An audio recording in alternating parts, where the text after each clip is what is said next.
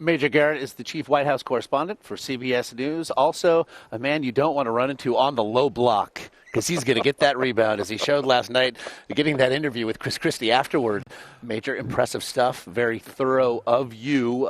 You also saw last night, as you referenced in the piece, a chance to lock her up. We've now heard that, or variations of it, these two nights. Hillary Clinton has been the most name-checked politician at the Republican National Convention, and perhaps, as was thought, the one person who can unify an otherwise fractured GOP. But this level of rancor, I mean, I sat here with Bob Schieffer. This is his 24th convention. So when he says this is unlike anything I've ever seen. It is over the top. Over the top is sort of the way to describe this entire convention. Over the top in the Trump persona and presentation, the relentless Trumpification of the Republican Party, and this demonization of Hillary Clinton. It's part of, if you look at it, a 25-year process for the Republican Party in its relationship with the Clinton family, which they now regard as a corrupt dynasty that has no legitimacy in American political life or conversation. Democrats don't believe that, quite obviously. It is one of the deepest divides in American politics, this relationship between Republicans and the Clintons and everyone around the Clintons. And I will tell you, Josh, about 3 months ago at Trump rallies, you began to see T-shirts that at first would catch your eye in an unexpected way. It would say Hillary for and a big flag. And you'd be like, what is that? And then you read it, for prison.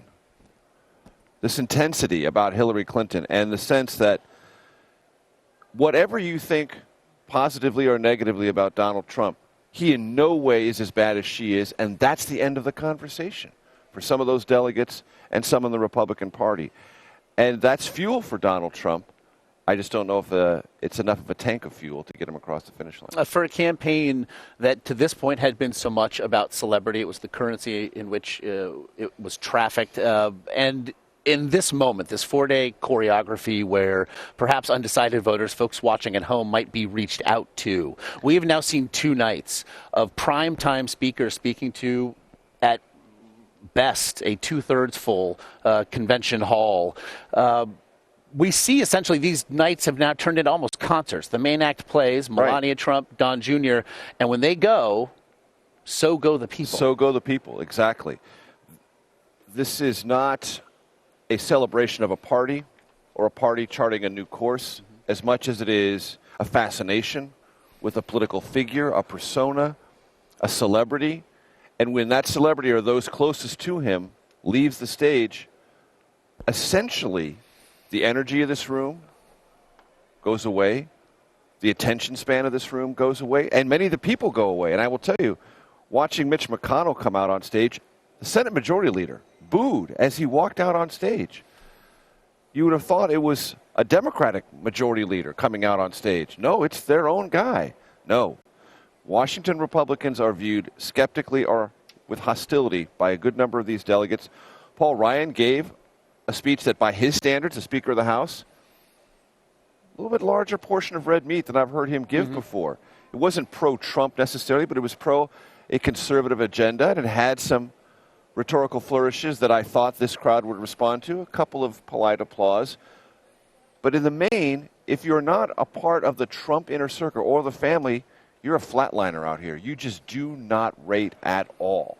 And that seems to me to indicate a party that's not only in transition, but that a party that is bored with itself, at least these delegates are, unless it's part of the Trump brand. And the focus on that brand messaging and the rancor with regard to Hillary Clinton seemed to, there was an air of cognitive dissonance between the theme of last night, Make America Work Again, and actually what we heard. So tonight, it's Make America First Again. We will see 3 vanquished foes of Donald Trump speak tonight: Ted Cruz, Marco Rubio via video, and Wisconsin Governor Scott Walker. We will also see Mike Pence tonight.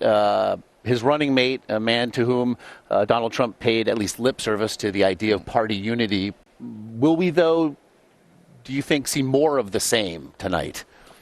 It'll be interesting to see where Ted Cruz comes down on all of this. Ted Cruz has yet to endorse Trump. He may come close to it. I would expect him to endorse it. It would be sort of awkward, though, because all you leave behind you is the odor and the aroma of, well, he gave a speech and you didn't even endorse the guy. Wow. So nobody hears anything else. And I don't think Ted Cruz wants the moment lost to that post-game analysis. So I would expect him, and I've been given indications that in some way, shape, or form, the endorsement will come across the finish line. But Ted Cruz will also focus on the Supreme Court, the Constitution, what he believes the Obama administration has done to do damage to that, and the rule of law, and all those sorts of things. And then Scott Walker and Marco Rubio, I don't think will rate as highly. They will be, I mean, Marco Rubio's not even here. There's sort of a nice distance between himself, saying he's running for the Senate, so on and so forth. But really, all of these other speeches are secondary. Pence's speech will be interesting because I don't think it'll be as tough as Chris Christie's speech. I don't think it'll be nearly as hard on Hillary Clinton. It'll be hard, but it'll be different in temperament and tone. What sort of pressure, though, is on Mike Pence? Christie is like saying, see, this is what you would have gotten, man. Yeah. You could have had me. That's what you could have had me. That's what it felt like. Exactly. That's his second convention speech in which he really didn't mention the candidate or the ticket. What sort of pressure? What does this convention, this party, Donald Trump, which are not the same things, need from Mike Pence tonight? So I think what social conservatives and members of the House who know Mike Pence, fellow governors, need is a speech that is what Mike Pence has always been, the person they know, heavy on policy, ideologically rooted in basic core conservative values, a few nice words about Trump, you'll see them there, a strong sense of dissatisfaction with Hillary Clinton, but something that looks and feels like it's okay. It's a guy we know, and he's close to Trump, and maybe he'll help bring this guy a little more to a place, if not calmness, of something we're more comfortable with. I think that's Pence's obligation tonight. He's done very little here in Cleveland. He's been here for 2 days. He's basically been on lockdown on speech prep. He knows it's a big moment. It's a big moment for him. I bumped into Kevin McCarthy last night, who is the House Majority Leader from California, and he said Pence makes a huge difference among House Republicans because they know him, they trust him, they like him. I said, so you're unified? He goes, oh, no, there's still a lot of work to do. Then about 15 minutes later, I bumped into Pete King, member of the New York delegation. I said, how are you doing? He shook his head, stared at the floor, and said, I'm adjusting. Speaking for a lot of Republicans. Variations of a very common theme here, to be sure. Major Garrett, as always. Thanks. On your way to somewhere. We appreciate it.